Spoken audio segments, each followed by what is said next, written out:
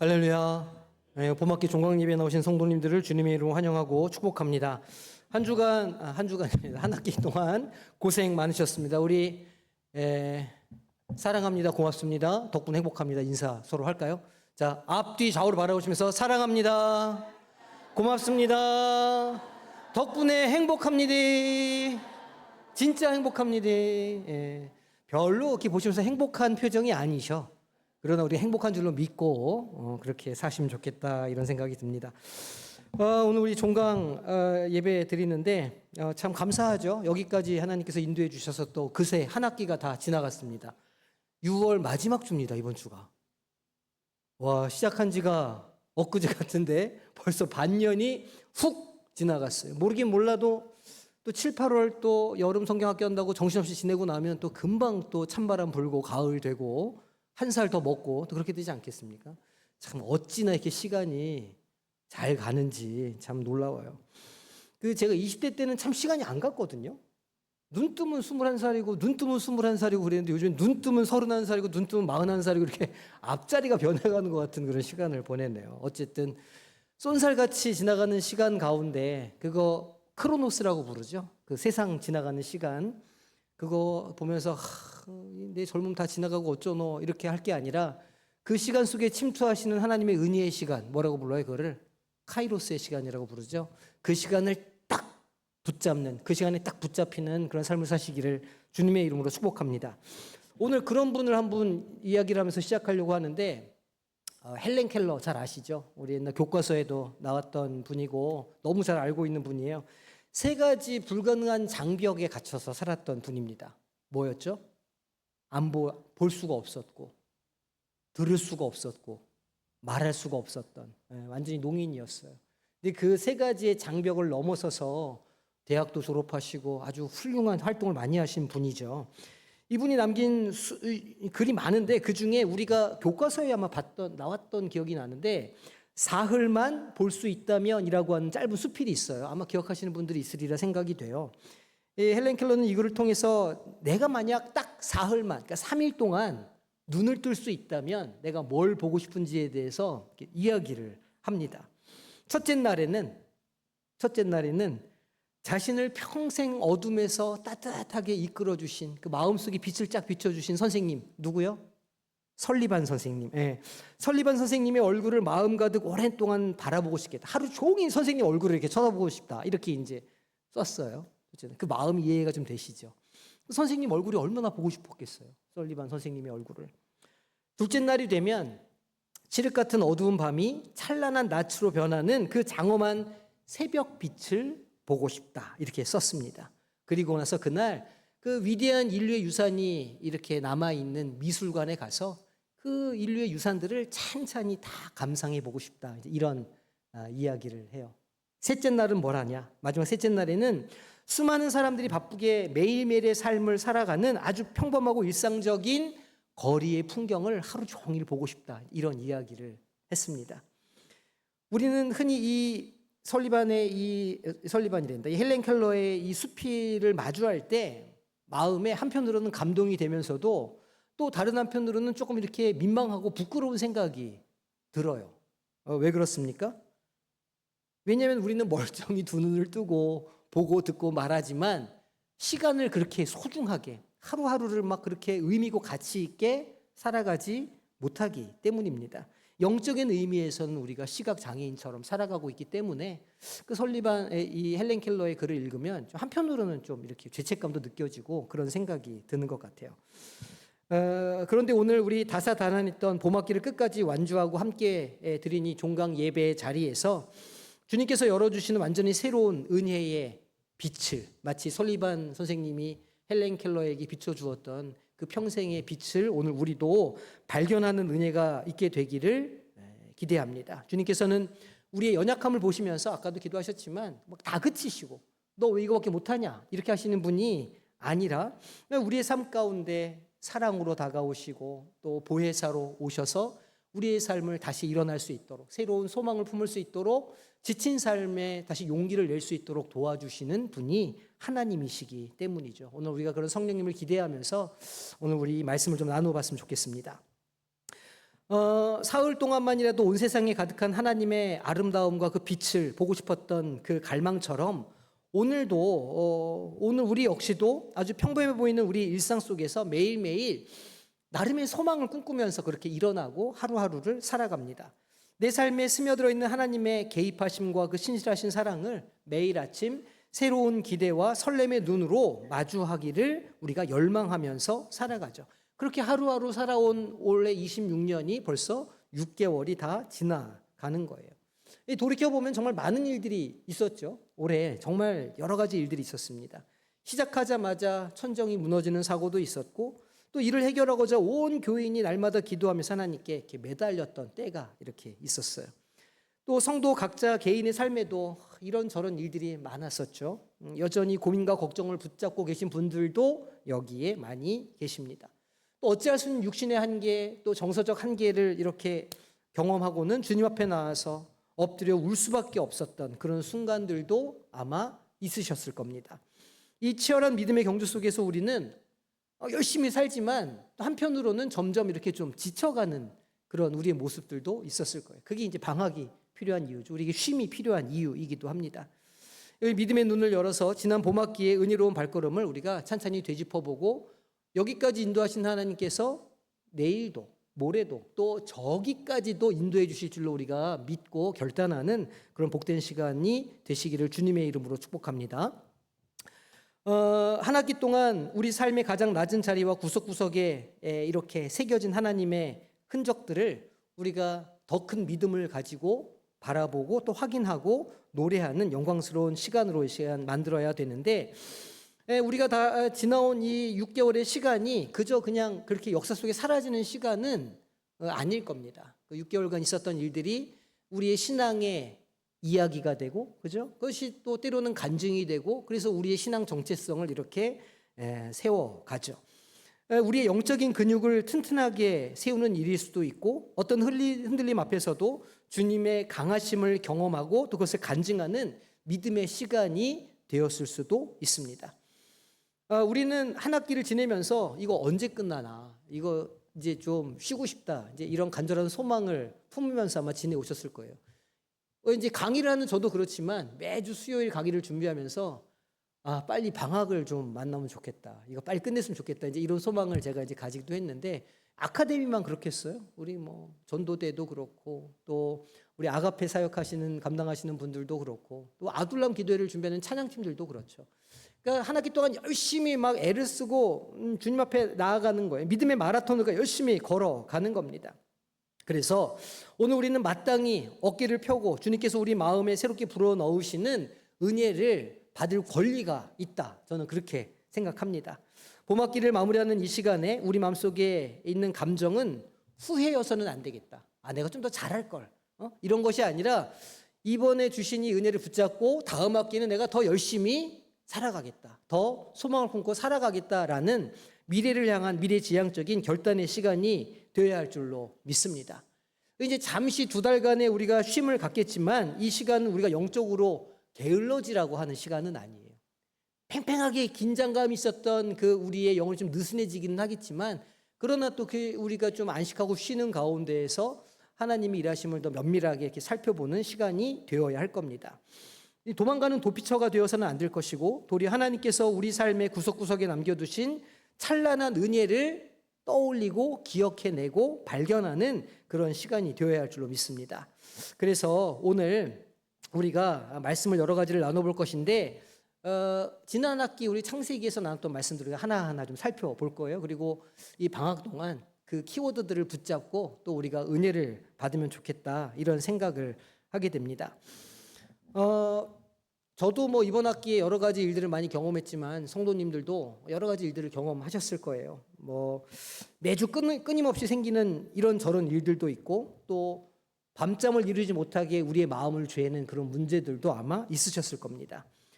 또 한편으로는 사명감을 가지고 한 학기를 시작했는데, 주님께서 나에게 맡겨주신 일이다 이렇게 생각하고 시작했는데 예기치 않은 일들을 당하고 또 마음이 어려워지는 경험도 아마 있으셨으리라 생각이 됩니다. 또 뭐 그거가 아니더라도 자녀의 문제도 있을 수 있고, 재정의 문제, 사업, 또 관계 문제, 여러 가지 수많은 실망과 실패의 이유가 가득한 길을 걸어 아마 오셨을 거지만 우리는 이 지금 종착점에 한 학기의 마지막 순간에 다다라 있다는 거예요. 누구 한 사람 쓰러지고 지쳐있지 않고 모두가 다 결승선을 이렇게 통과하고 있는 거죠. 서로의 연약함을 기도함으로 서로 받쳐주고 또 누군가 무너지려고 할 때마다 위로의 손길을 이렇게 내밀어서 끝까지 함께 믿음의 경주를 완주해낸 우리 스스로를 칭찬하면 좋겠습니다. 아유, 수고했다. 자, 아유, 수고했다. 아우, 잘했다. 아유, 훌륭하다. 네, 좀 칭찬해 주세요. 아유, 너무 잘했어. 자기 자신이 미우십니까? 이거 안 하시는 분들은 사랑해 주세요. 자기를 좀. 아우, 잘했다. 이렇게. 예. 자, 이제 2달 동안 쉼에 들어갈 것인데 우리의 영적인 어떤 호흡이 멈추거나 신앙이 퇴보하는 공백기로 만드시면 안 되시겠죠. 도리어 그 분주함에 가려서 보지 못했던 더 깊고 풍성한 하나님의 은혜를 이렇게 새기는 그런 시간이 됐으면 좋겠습니다. 우리가 이제 창세기 이 원역사를 했고 한 달 동안 그 다음에 14주 동안 이제 족장사를 이렇게 쭉 달려왔어요. 이 창세기 이야기를 쭉 돌이켜 보면 하나님께서 우리의 삶을 어떻게 다루시고 어떻게 인도하셨는가를 우리가 이렇게 돌이켜 볼 수가 있습니다. 그리고 오늘 그 지명의 이야기들, 성경에 나오는 그 중요한 땅의 이야기들 이름을 통해서 우리의 2달의 방학이 그리고 앞으로의 인생이 여전히 똑같은 방식으로 하나님께서 역사하시고 일하신다라고 하는 믿음을 갖기를 소망합니다. 자, 첫 번째로 우리가 늘 기억하고 좀 마음에 새겼으면 하는 지명이 뭐냐면 엘 샤다이의 하나님이에요. 그 이름을 좀 기억하셨으면 좋겠습니다. 창세기 17장에서 우리가 본 내용이죠. 하나님께서는 아브라함의 나이 99세에 찾아오셔서 내년 이맘때 너에게 아들이 있을 거야 이렇게 말씀을 하시죠. 너무 놀랍니다. 그럴 리가요. 사라는 뒷방에서 듣고 웃었어요. 불가능한 일이죠. 왜냐하면 아브라함도 자신의 기능이 멈춘 걸 알았고 사라의 태도 마른 것을 아브라함이 알았기 때문에 말씀드렸죠. 불가능한 일이었는데 아브라함은 그 하나님의 말씀을 신뢰했던 거예요. 그 오랜 기다림 속에서 자녀를 가질 수 있는 인간적인 가능성이 완벽하게 사라진 자리, 할 수 있는 일이 아무것도 없는 그때 하나님은 그 불가능한 자리에서 아브라함을 부르시는 거예요. 책망하시는 게 아니죠. 너 왜 지금까지 아무것도 못했니? 왜 손에 아무것도 쥔 게 없어? 왜 빈털털이야? 라고 말씀하시지 않으셨어요. 도리어 그에게 다가가셔서 눈부신 이름으로 자신을 드러내시는 거예요. 그에게. 그 이름이 엘 샤다이의 하나님이에요. 우리말로는 전능하신 하나님이라. 불가능을 가능하게 하시는 분이시라. 우리의 끝에서 시작하시는 분이시라. 우리의 절망에서 새로운 소망을 주시는 분이시라. 그런 의미가 있죠. 이 선포는 우리의 삶에 굉장한 소망과 기쁨을 주는 말씀입니다. 주님께서는 아브라함과 사라에게 열국의 아비, 열국의 어미라고 하는 굉장한 새 이름을 주시는 거예요. 그들이 아직 아이가 없었을 때, 그들에게 자녀가 없었을 때, 그들에게 그것을 생산할 만한 능력이 전무했을 때 그들의 이름을 바꾸어 주셨다는 거예요. 내 힘과 방법이 끝난 그 자리가 바로 전능하신 하나님의 위대한 능력이 온전히 시작되는 자리였다는 것, 이 엘샤다이의 하나님을, 그 하나님의 이름을 꼭 붙잡으시기를 소망합니다. 순간순간 우리가 그럴 때를 만나잖아요. 우리의 힘이 닿지 않는 것, 자녀의 문제에 있어서, 건강의 문제에 있어서, 또 관계의 문제에 있어서 도무지 내가 할 수 있는 일이 없다고 느껴질 때, 많은 사람들이 실패하고 좌절하지만 바로 그 자리가 하나님이 일하시는 자리라, 엘샤다이 하나님이 임재하시는 곳이라, 이 믿음을 딱 가지고 2달의 방학을 살아내시기를 소망합니다. 자, 두 번째로 우리가 당당하게 올라서는 믿음의 자리는 어디냐면 모리아 산에서 아브라함이 고백했던 하나님의 이름이에요. 그 이름이 뭐죠? 여호와 이레, 여호와의 산에서 준비되리라 라고 하는 이름이에요. 창세기 22장에서 아브라함은 독자 이삭을 바치라고 하는 이해할 수 없는 파괴적인 시험을 딱 맞닥뜨리게 돼요. 분명히 하나님이 약속하신 건데, 하나님이 이렇게 하신다고 약속해 주셨고 그래서 주신 것인데 왜 여기에 이런 시험이 생기고 이런 어려움이 생기지? 라고 질문할 수 있었어요. 우리도 때로는 그런 때를 만나요. 내가 믿음의 길을 걸었고 내가 순종했고 하나님 말씀대로 사는데 왜 내 인생에 이렇게 어려움이 생기고 고난이 생기지? 이거 하나님의 뜻이 아닌가? 막 헷갈린다는 거예요. 아브라함이 그런 때를 만났죠. 그런데 아브라함은 망설이거나 주저앉지 않았다는 거예요. 하나님의 선하심을 온전히 신뢰했다. 믿음으로 의롭다함을 받았을 때 믿음은 그런 거죠. 그런 믿음. 모리아 산을 향해서 믿음의 발걸음을 옮기는 겁니다. 그날 아침에 바로 해 뜨자마자 종과 이삭을 데리고 모리아 산으로 가는 거예요. 그리고 정상에서 제단을 쌓고 칼을 들었어요. 그리고 이삭을 실제로 죽이려고 합니다. 재미있는 건 이 유대인들의 문헌을 보면 이때 이삭의 나이가 22살에서 25살이라 말하는 문헌들이 있어요. 이삭이 어린애가 아니었다는 거예요. 아버지가 완력으로 애를 묶고 눕힐 수 있는 나이가 아니었다는 거예요. 충분히 아버지의 힘을 압도하고 아버지를 넘어뜨릴 수 있는 그 장성한 아이였는데 아브라함도 아브라함이지만 이삭도 참 이삭이다. 이런 생각이 들어요. 그 이삭이 몸을 묶죠. 그 유대인 경전에는 이런 이야기가 나와요. 아버지, 저를 단단히 묶어주세요. 혹 제가 두려움에 이것을 풀고 아버지가 저를 이렇게 제물로 드릴 때 제물이 훼손될까 두렵습니다. 제가 꿈쩍하지 못하도록 완전히 꽉 묶어주세요라고 말했다는 전설이 내려와요. 뭐 그것이 사실이든 아니든 놀라운 일이죠. 그 산에서 아브라함은 이삭을 묶어놓고 손을 들어서 이삭을 이제 죽이려고 하는 거예요. 그때 하나님의 놀라운 공급하심이 눈앞에 펼쳐지죠. 하나님의 예비하시고 준비하심이 펼쳐지는 거예요. 언제 그 순양이 거기에 걸려 있을지 우리는 알지 못하지만 하나님은 이미 이전 시간부터 그들이 거기 있을 때부터 순양을 이미 거기에 준비해 놓고 계셨다는 거예요. 여호와 이레는 당장 어떤 일이 닥쳤을 때 하나님께서 막 피할 길을 내어주신다는 의미가 아니에요. 우리 인생 가운데 있는 모든 고난을 다 아시고 그 피할 길을 이미 준비하고 예비해 놓으셨다, 그런 의미예요. 독자 이삭을 대신해서 제단에 바칠 완벽한 순념소 한 마리가 이미 숲풀 사이에 정확한 시간에 정확한 모습으로 흠 없이 준비되어 있었다는 거예요. 하나님은 그 순념소를 바라보며 자기 아들 예수 그리스도를 아마 준비하셨을 거예요.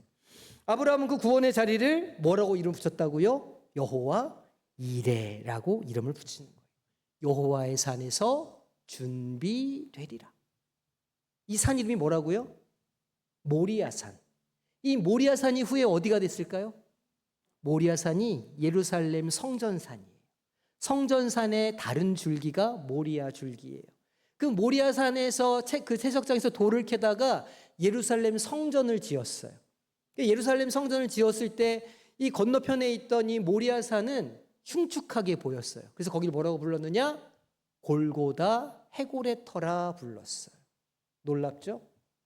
그 아브라함이 이삭을 바치려고 했던 바로 그곳, 그리고 하나님의 예비하심이 있었던 바로 그 자리가 모리아산이 예루살렘 성전이었고 그곳이 십자가가 세워진 곳이라 놀라운 하나님의 일하심을 우리가 볼 수 있어요. 우리의 지혜로는 당장 앞날이 보이지 않는 절벽처럼 느껴지는 때를 지나가죠. 이거는 내 인생은 왜 이래? 이거 하나님께서 일하신다고 그랬는데 왜 아무것도 안 일어나? 이거 이렇게 가면은 절벽이고 낭떠러지고 그냥 죽는 길인데 왜 하나님이 일하시지 않으시지? 라고 하는 때를 만나요. 누구라도. 잘 사는 사람, 못 사는 사람, 건강한 사람, 약한 사람, 남녀노소 말할 것 없이 누구나 그런 때를 만나는 거예요. 그런데 그럴 때 우리가 말씀에 의지하여 기쁨으로 한 걸음 순종으로 내디딜 때 그곳에서 우리는 어떤 하나님을 만나신다고요? 여호와 이레 하나님을 만나게 된다. 우리가 창세기에서 배운 이름이에요. 방학 동안 또 앞으로 남은 삶의 자리에 여호와 이레 하나님을 날마다 기대하고 소망하시기를 주님의 이름으로 축복합니다. 세 번째로 우리가 기억해야 할 약속의 땅은 어디냐면 이삭의 평화가 깃든 넓게 하다. 어디죠? 르호봇이에요. 르호봇. 창세기 26장에 보니까 이삭은 그랄 골짜기에서 힘겹게 우물을 팔 때마다 열심히 애를 썼어요. 인생을 막 투자를 해가지고 열심히 막 사업을 했어요. 그렇게 하잖아요. 우리가 살 때 뭐 그냥 삽니까? 그냥 온 정성을 다해서 삶의 우물을 파 내려가는 거 아니에요. 열심히 사업도 하고 기도도 하고 열심히 우물을 팝니다. 열심히 파가지고 드디어 뭔가 일이 될 것 같아요. 샘이 터졌어요. 근데 남들이 와가지고 이거 당신 땅 아니다, 이렇게 해서 가져가는 거예요. 그 억울한 일을 만나실 때가 있죠. 막 복장이 터질 때가 있으실 거예요. 아니, 내가 이걸 얼마나 애쓰고 준비했는데 이걸 이렇게 가져가. 왜 이 길이 이렇게 막혀? 내가 이걸 해서 얼마나 기도를 하고 애를 썼는데 이 삶이 이렇게 망가져? 라고 할 때가 우리가 다 있을 거라는 거예요. 그가 우물을 파내면 원수들이 달려와서 우물을 메우는 거예요. 열심히 팠는데 우물을 메워요. 군대 공병들이 그러죠. 아침 내 땅 파고 저녁에 밥 먹고 점심 먹고 이제 내 묻어요. 이렇게 하루 일과가 그런데 열심히 우물 파가지고 다 샘물 찾아 놓으면 와가지고 내 땅이야 이렇게 하고 다시 그걸 묻는 거예요. 다시 억지를 부리고. 그래가지고 에색이 그 장소를 뭐라고 불렀어요? 에색, 신나, 이렇게 이름을 붙이는 거예요.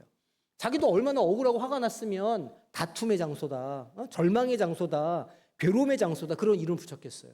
우리도 인생에서 그런 이름을 붙이는 때가 있거든요. 이거 완전히 신난데? 완전히 이거 마라의 시간인데? 이거 에색인데? 이럴 때가 우리한테 분명히 있다는 거예요. 그 다툼의 우물들을 향해서 에색과 신나, 다툼과 대적이라 이름 붙였어요. 원수들이 칼을 들고 달려오는데 이삭에게 힘이 없었느냐? 아니에요. 이삭이 꽤 살았어요. 아버지의 유산도 있었고 이삭도 꽤 많은 종들과 가축들과 재산을 가지고 있었어요. 그 사람들과 한판 붙을 수 있는 힘이 충분했다는 거예요. 안 되겠는데? 한판 내 떠야 되겠는데? 이렇게 할 수 있었어요. 그런데 이삭은 그렇게 하지 않았다는 거예요. 많은 사람들이 움켜쥐려고 살고 많은 사람들이 이겨먹으려고 살고 많은 사람들이 뭔가 남겨먹으려고 살아요.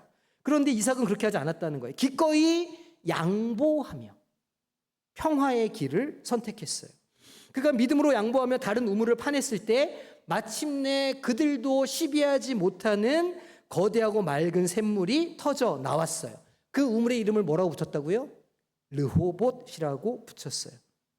이제는 여호와께서 우리를 위하여 넓게 하셨으니 이 땅에서 우리가 번성하리로다. 내 힘으로는요 번성하지 못하는 거예요. 내가 내 힘으로 내 능력으로 우물 파가지고 그 신나해서 내가 땅을 싸워가지고 쟁취해서 그 땅을 차지했으면 그 땅은 결코 넓은 땅이 못 되었을 거예요. 당연히 유업으로 못 받고 번성할 수도 없었겠죠. 하지만 그가 싸움을 택하지 않고 하나님의 은혜와 하나님의 자비를 구하며 평화를 선택했을 때 마침내 르호봇, 이삭의 마음에 광활한 여유가 생기게 되었고 온 가문 위에 주님의 평화가 임하는 믿음의 사건을 그가 경험하게 될 수 있었던 거죠. 그럴 때가 분명히 있을 거예요. 억울한 순간들. 내가 내 의도가 아닌데도 오해받고 내가 한 일이 아닌데도 내가 했다고 막 누가 비난하고 이해할 수 없는 그런 괴로움을 당할 때가 있을 거예요. 그래? 그럼 나도 네 얼굴 안 봐. 이게 끝이야. 그래, 한번 붙어보자. 이게 아니고 하나님께 주시는 마음으로 자신의 마음을 다스리고 평화를 선택하고 하나님의 인도하심을 따라갔을 때 그곳에 전혀 예상치 못했던 마음의 평화가 찾아오는 넓어지는 곳을 만나게 되었더라. 이 르호봇의 은혜가 우리 성도님들에게도 평생에 쫓아 가시기를 주님의 이름으로 축복합니다. 네 번째로 우리가 만나는 은혜의 자리는 베델이에요. 베델.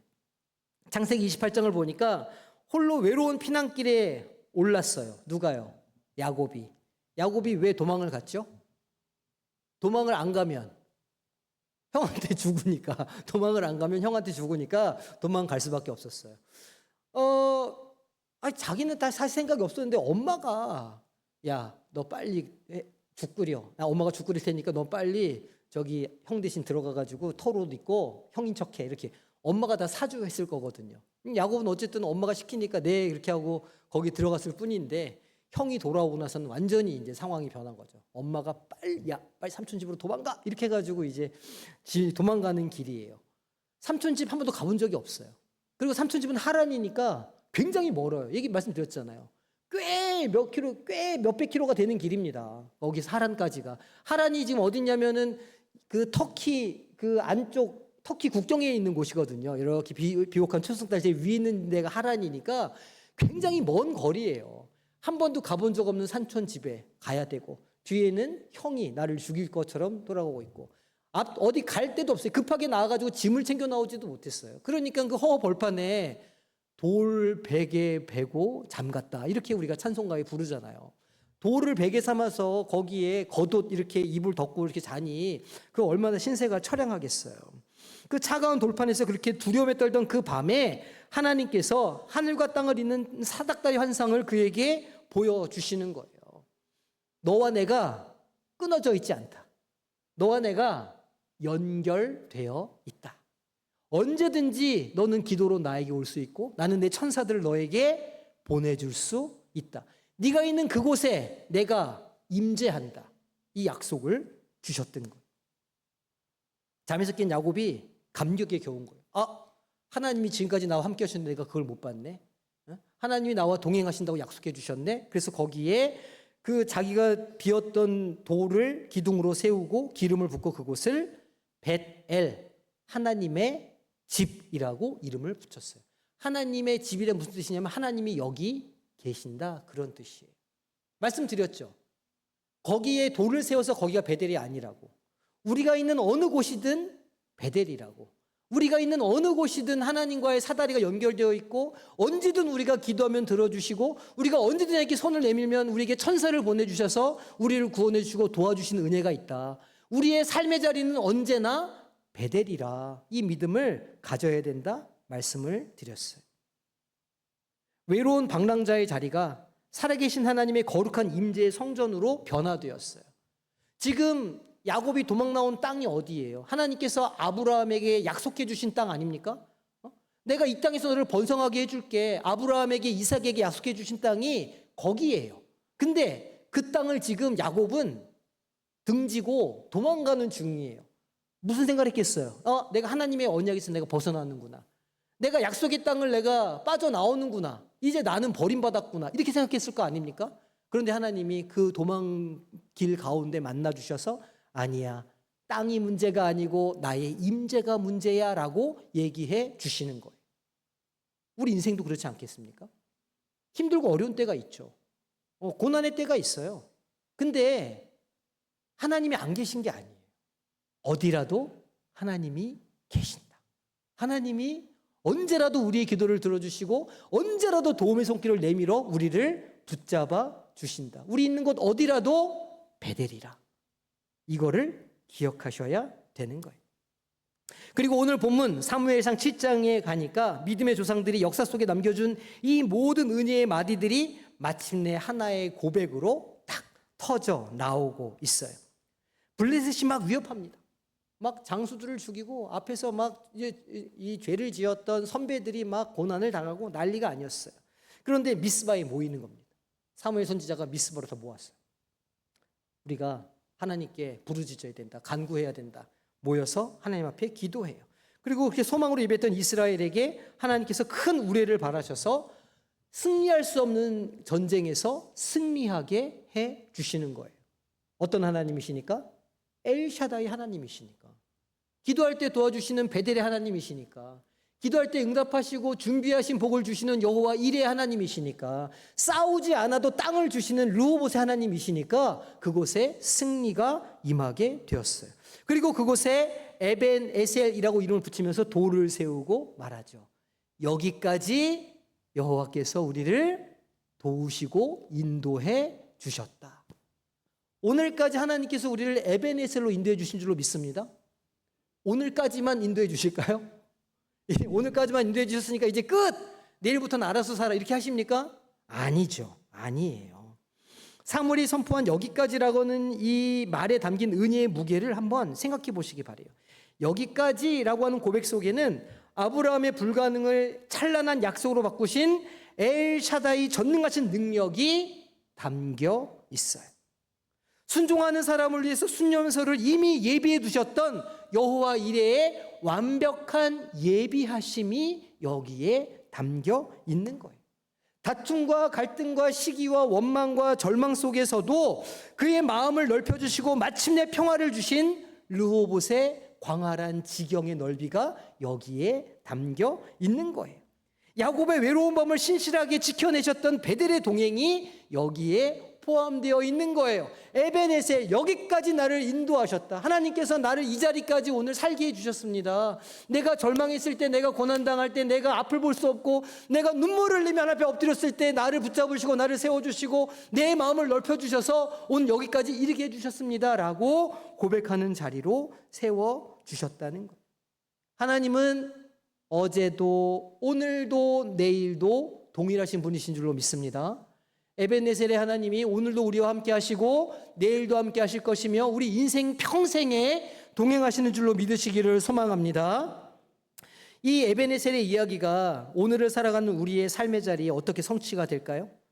이 하나님의 이야기 속에 이렇게 흘러내려오는 하나님의 은혜의 이야기는 우리의 인생에도 그대로 연결되는 거예요. 그저 성경만의 이야기는 아닌 거죠. 그들은 족장들만의 이야기는 아닌 거예요. 우리가 이제 2학기에 들어가서 출애굽기의 이야기를 또 우리가 만나보겠지만 그 모든 이야기들은 하나로 이어져요. 계속 이어져서 어디까지 이어지냐면 예수 그리스도까지 이어지는 거예요. 그리고 예수 그리스도에서 정점을 만난 이야기는 그를 믿는 모든 자에게 흘러가는 역사가 일어나요. 그래서 예수를 구주로 고백하고 영접한 우리 모두에게는 이 하나님의 이야기가 흘러가고 있고 하나님의 일하심과 역사하심이 날마다 경험될 수 있어요. 하지만 우리는 인간인지라 분명히 넘어질 겁니다. 분명히 잊어버려요. 어제까지만 해도 내가 에베네셀 하나님을 막 굳게 신뢰했는데 오늘 새로운 문제를 딱 만나고 나니까 다 잊어먹는 거예요. 얼마나 감사한 일이에요. 자꾸 망각을 하고 잊어버려야 똑같은 걸 또 해도 모르시니까 감사한 일이지만 어쨌든 다 잊어버리고 또 우리는 절망해요. 아이고 주여 어떡합니까? 또 눈물을 흘리고 두려움에 떨고 막 이렇게 하는 거예요. 여전히 앞길은 비좁아 보이고 남들과의 경쟁 속에서 내 마음이 맨날 애색과 신나처럼 치열해요. 막 갈등이 있고 막 괴로움이 가득해요. 염려와 걱정이 덫에 매여요. 그런데 헬렌 켈러가 단 사흘만 내가 빛을 보고 싶다 했던 그 갈망처럼 우리도 그런 소망을 품으면 좋겠다 이런 생각이 듭니다. 영적인 눈을 뜨는 거예요. 지금 우리가 마주한 일상의 자리는 창세기의 이야기 중에 어디에 닿아 있다고 생각하십니까? 자기의 삶을 돌아보세요. 오늘 내 삶은 창세기의 그 족장들의 이야기 가운데 누구랑 비슷한가? 내가 지금 다툼과 갈등의 한 복판에 있나? 아니면 내 힘으로 어쩔 수 없는 절망과 좌절의 속에 맞닥뜨려 있나? 아니면 홀로 외롭게 고독하게 아무도 도와주지 않는 것 같은 그런 처절한 슬픔 가운데 있나? 낙심해서 고개를 숙이실 필요가 없어요.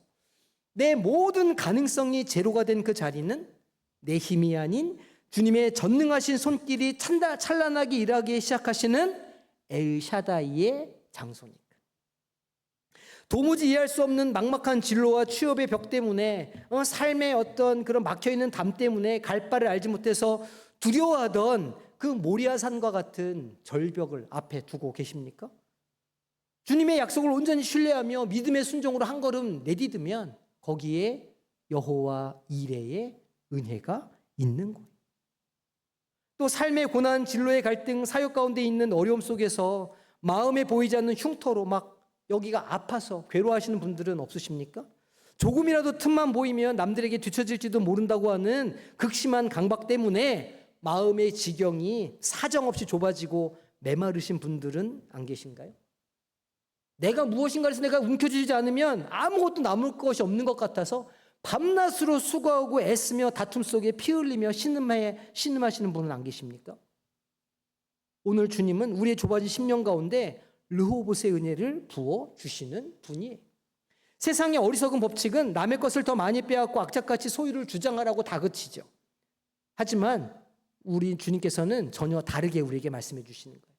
내 삶의 진짜 주인은 오직 여호와 하나님이시라. 내가 내 삶의 주인이 아니고 내가 내 삶의 결정권자가 아니고 내가 내 삶을 책임지는 사람이 아니라 내 삶의 주인은 하나님이시오. 내 삶의 결정권자는 여호와 하나님이시오. 내 삶을 주장하시고 내 삶을 인도해 가시는 분도 그분이시라. 이 믿음을 가지고 우리 주님 앞에 나아가면 주님께서 우리를 들어서 일하신다는 거예요. 족장들 이야기처럼, 출애굽의 이야기처럼, 성경에 나온 수많은 사람들의 이야기처럼 우리를 도와주시겠노라 약속해 주시는 거죠.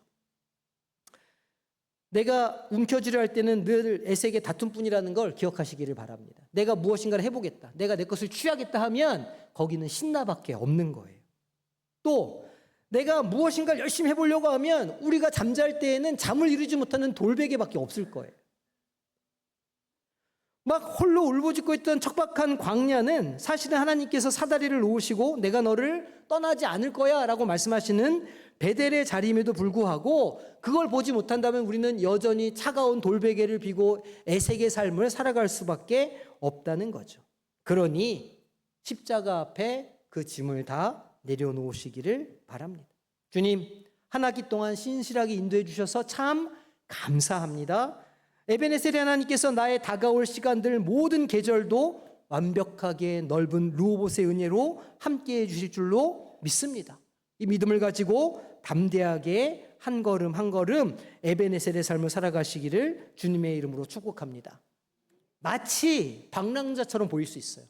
세상 사람들은 막 계획 세우고 막 어디에 투자를 했다, 뭐가 어떻다, 막 찬란한 자기 계획표를 가지고 막 살아가는데 우리가 하나님만 믿고 나아가면 우리 손엔 아무것도 없거든요. 그러니까 내가 실패한 인생인가? 사람들과 비교했을 때는 아무것도 아닌가? 이렇게 할 수 있잖아요. 하지만 우리는 방랑자가 아니고 나그네들이기 때문에 그렇게 사는 거예요. 우리의 본향은 이 땅이 아니고 우리가 가져야 할 소망은 이 땅에 있는 물건들이 아니고 재물이 아니기에 우리는 그런 것에 마음을 뺏기지 아니하고 그런 삶 가운데 우리의 모든 것들을 풍족하게 부어주시고 누릴 수 있도록 만들어주시는 하나님을 바라보며 살아가야 한다는 거예요. 헬렌 켈러는 비록 육신의 눈이 거친 어둠 속에 굳게 닫혀 있었지만 믿음의 영안을 열어서 산 대표적인 사람이에요. 세상 사람들은 눈앞을 가로막은 한계 또 어떤 그 절벽들만을 바라보면서 허무하다 이렇게 원망하고 시기하며 살아가죠. 그런데 헬렌 켈러는 마음의 눈으로 그 삶의 구석구석에 촘촘하게 박혀있는 하나님의 사랑을 보았어요. 하나님의 일하심을 볼 수 있었던 거죠. 우리 공동체도 그런 영안이 열려지기를 소망합니다.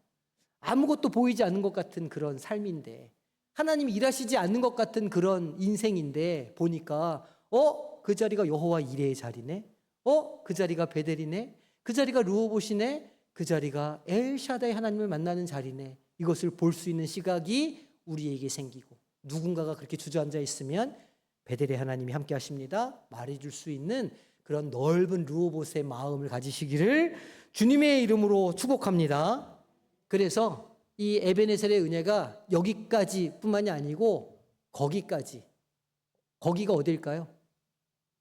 우리 인생 끝나는 날까지 거기까지 쭉 이어지는 은혜를 날마다 누리시기를 주님의 이름으로 축복합니다. 기도하겠습니다. 하나님, 한 학기 우리를 인도하여 주셨음에 감사를 드립니다. 아카데미로 또 아가페 사역으로 전도대로 또 아둘람 기도회로 열심히 주님 앞에 나아가며 땀을 흘렸습니다. 때로는 지치고 힘들었지만 그러나 돌아보니 그런 일들을 통해서 하나님 우리 안에 일하시고 우리를 자라게 하시고 또 우리를 하나님을 만나게 하여 주셨음을 우리가 고백합니다. 이제 잠시 쉬는 동안 우리의 마음을 추스리고 다시 하나님을 바라볼 수 있는 마음의 여유를 허락하여 주시고 우리가 지난 학기 배웠던 이 놀라운 하나님의 말씀들을 마음에 새기고 그것을 붙잡고 살아가는 복된 우리 성도들이 될 수 있도록 역사하여 주옵소서. 그리하여 어느 곳에서든 베델의 하나님께 찬양하고 예배하며 에베네셀 하나님을 고백하고 간증하는 우리 삶이 될 수 있도록 주님 축복하여 주시옵소서. 감사드리며 예수님의 이름으로 기도하옵나이다. 아멘.